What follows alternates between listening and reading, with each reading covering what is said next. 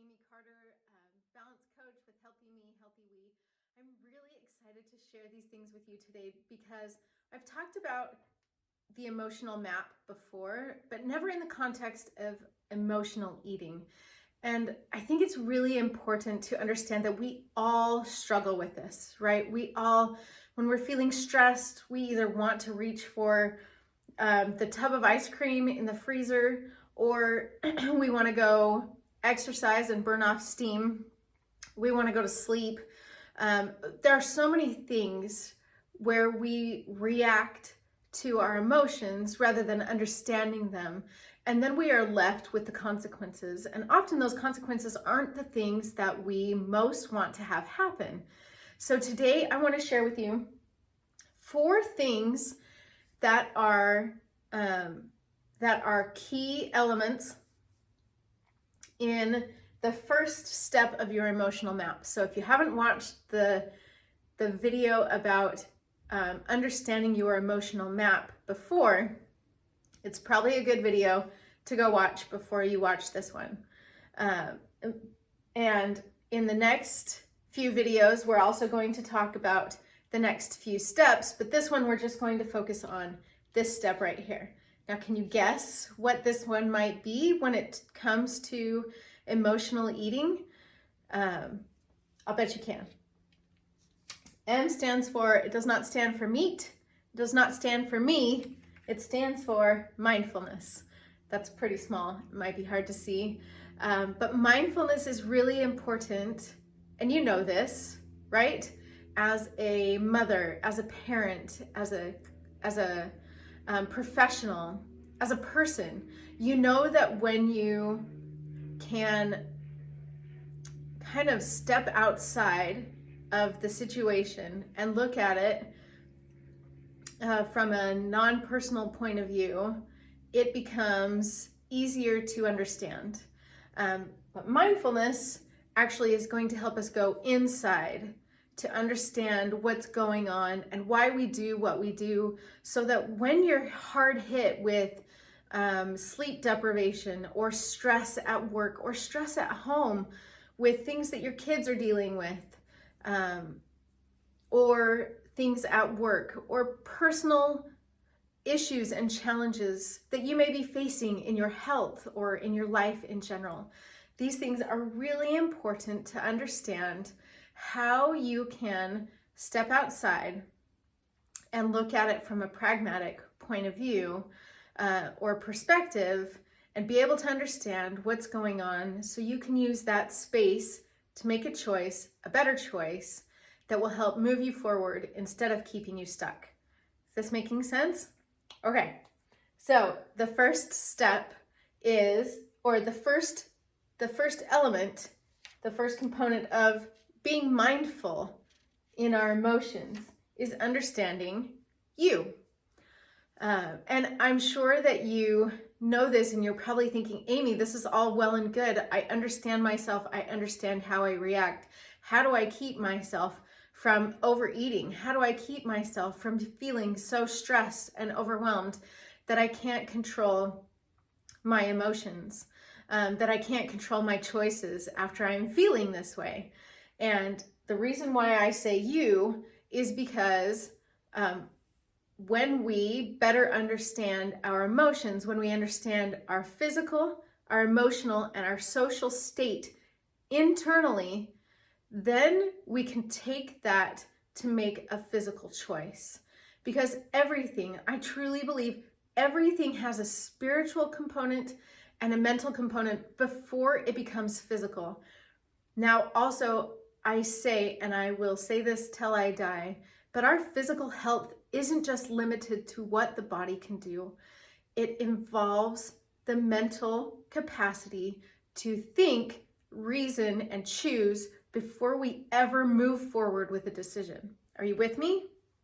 So understanding how you're feeling inside is really important to then making these choices when we're feeling stressed and when we're not feeling like we're going to be able to lose that or shed the baby weight that we've been holding on to for so long, or properly take care of our family while juggling or balancing work life, or being able to build and grow a relationship with our spouse or a partner. All of these things are really important to our overall health. Would you agree? Okay, if you do, then please keep watching. If you don't, I'm sorry. This is really from my personal experience, and I believe if you dive down deep into yourself and your past, you will see that these patterns emerge. Okay, so first, it's really important to understand yourself. We do that by asking ourselves how we are feeling, right? How you are feeling in the moment. Ask yourself, where am I? What am I doing? How does my body feel? How are my thoughts? Where am I right now? And that can be where you are location-wise. It also can be where you are up here. Are you in a good place? Are you not in a good place? What brought you there? That's what we're going to figure out. And we're going to figure out when something has brought you there, whether by your own choice or by no choice of your own. You can then decide how you're going to move forward from there. Okay. The second one, and I wonder if you can guess it, once you've decided or once you've recognized where you are, how you are feeling, you have to understand what surrounds you. And so that's our environment. And the environment plays a really important role in what supports you towards your goals or keeps you from them. So a supportive environment, aside from your choices, aside from what you physically can do, your environment is your biggest influence. For example, if you drink alcohol, if you're an alcoholic, going to the bar and trying to avoid drinking while surrounded by people who are drinking is not a supportive environment in helping you to stay sober. Would you agree? Okay, so the same goes for any situation we find ourselves in that we want or we don't want. Right? There are only two choices. If we want to be there, or if we want that, then it must support our long-term goals and our values. If it doesn't, and we are there, then we have to understand that willpower is depleting very quickly, and we only have so much. It's very finite. But your energy, your ability to make choices will always be present. It will always be there, right? Nobody can take your choices from you until you have made the choices where you then are at the mercy of somebody else's choice. Since we don't want to get there, we want to both understand ourselves and we want to understand our environment. So in your home, what things help create a supportive environment for you? The first thing to understand is, what's your goal? Because if you don't know what your goal is, then you don't know what a supportive environment is. And this is really important when trying to eat healthier, right? Or get enough sleep. If you have a pile of laundry on your bed, or dirty clothes on the floor, or a messy house, or an unkept desk, it's very hard for you to be productive in that area of work when you put your energy and effort towards it. Everything that you do requires your energy and effort. So the less resistance you have towards doing that thing will make it easier, obviously, for then you to reach your goal. When you sleep in or put your clothes out to go to the gym or go running in the morning, it's much easier than if you have to make decisions in the morning to decide which clothes you're going to wear, and then you start to negotiate with yourself. And as Tony Robbins would say, If you negotiate with yourself, the negotiator will always win. The opposing force will always win. It's always easier to give in to that thing than it is to build up a resistance to it, right? If we continually try and fight, eventually that energy to fight gives out and we lose the battle. So instead of giving in to the enemy of resistance, we're going to create a supportive environment that reduces that resistance and makes it really, really easy for you to reach your goals. Well, what does this look like? For example, when you are going to work or you're coming home and you need a meal, right? If you go to work, you need to take something with you for lunch. Otherwise, what happens? You go out to eat with friends and you haven't planned your meals beforehand, and your friend gets that fried chicken dish that looks really good next to you, and you really want that, and you really want that big piece of cheesecake that's seasonal right now,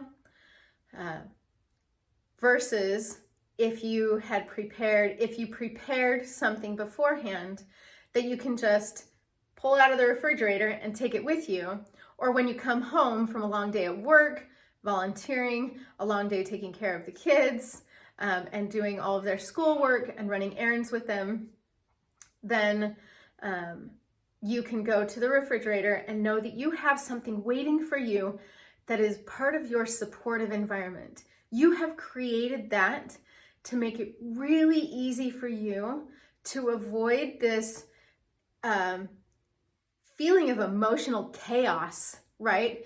And then trying to scramble and make a decision on what you're going to eat while resisting the fraternizing enemy of convenience and packaged foods, processed foods, right? Does this make sense to you? So if you're struggling with emotional eating, these two things are key.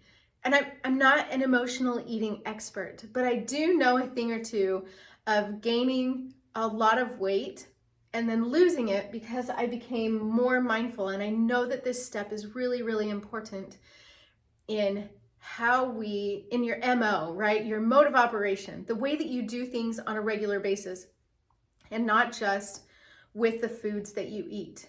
I know that regardless of where I am, when I'm stressed, I want to eat something. That's just how my body,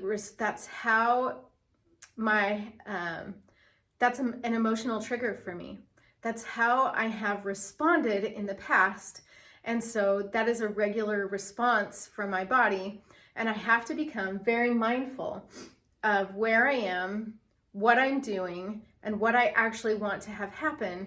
And if I have created a supportive environment, it is so much easier for me to resist the temptation to give into the drive-through demons and the pantry closet snack foods that haunt me every time I walk through the kitchen, right? Does this make sense? So these are really, really important. The third step has to do with things you cannot control. And I'll bet you've guessed what it is. It's others. You can't control how others are going to act. You can't control how others are going to choose. And so what you can do is be mindful of where you are in relation to others and how they're going to impact you and how you can reduce the conflict between what they are doing and what you want to do, and how you can more easily achieve your goals and reduce the stress of making that decision based on emotions, right? Making the decision of healthy eating, any stress-related, work or family challenges, or even other health issues. These things are all affected and influenced by others, and we just can't control their choices. So what does this mean for our health? Well, it means that we simply understand that others around us will make different choices. And when we understand where we are and we've prepared ourselves, and this is huge, when you've prepared yourself with tools and strategies, and something we're going to talk about in just a minute, then you are more able to not only withstand the pressures that come with other people's choices, because they're going to be watching your choices just as their choices are influencing you. So it's really important to kind of grasp the understanding of their influence. Now, something that you can do that has helped me to reduce the worry and the stress that comes from other people's decisions is having two options.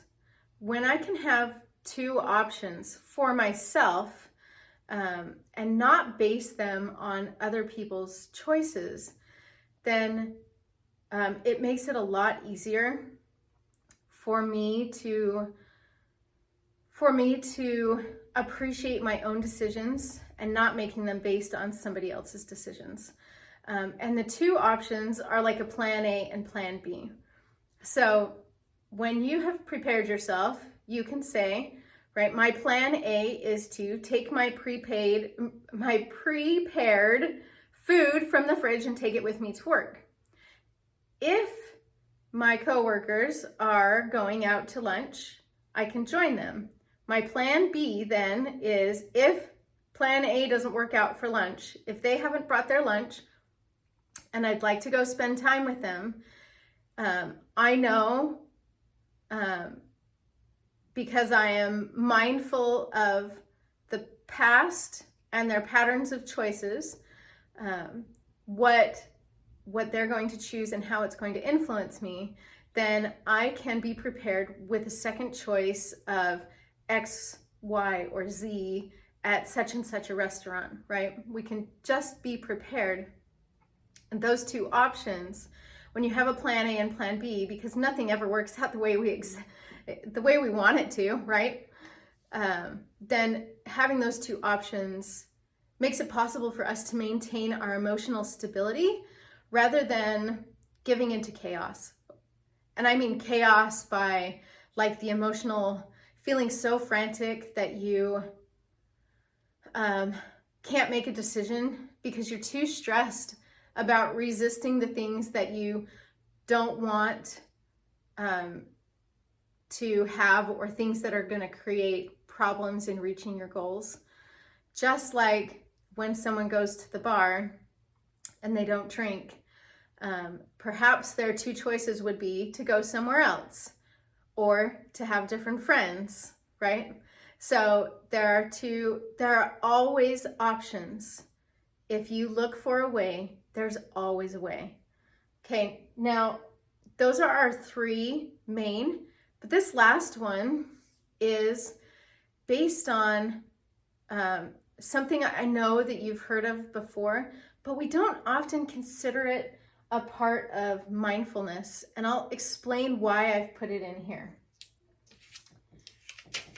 The fourth step is triggers. And I say triggers because we are all influenced in one way or another by some outside force. But often these triggers are our emotions themselves. And too often when we are feeling, when we give in to something, we call ourselves, I'm not strong enough, I'm too weak, I am addicted to this, I can't do that, I'm feeling too much this way in order to help, I can't help myself, right? And it's really important to realize that we are not our emotions. It's simply something we experience. And when we experience those emotions and we can say, okay, I'm feeling this way, what does it make me want to do?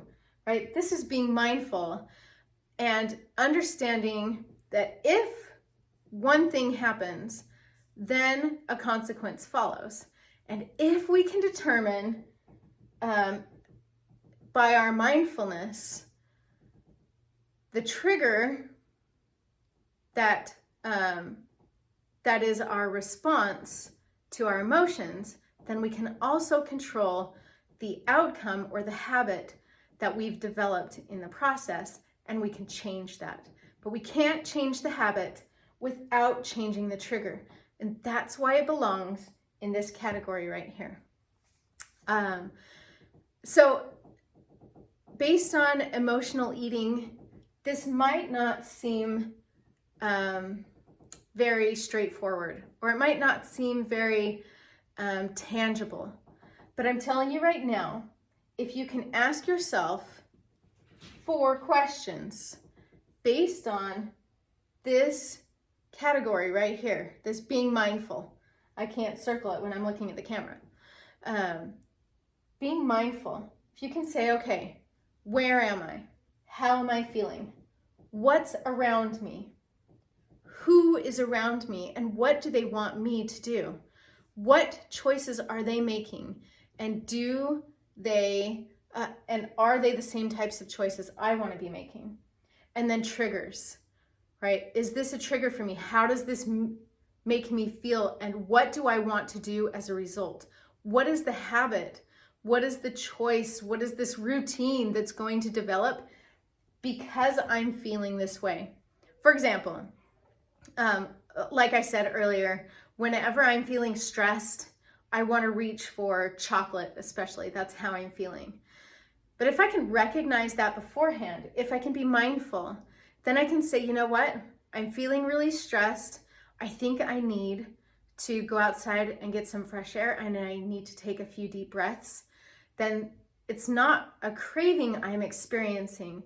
It's simply a desire to feel or to respond to that trigger. And I am changing the response to that trigger. And the more I change the response to that trigger, the more I control the map that gets me to where I want to be. So then I can go from A to Z in a straight line rather than a chaotic emotional mess. And we can't, nobody is perfect.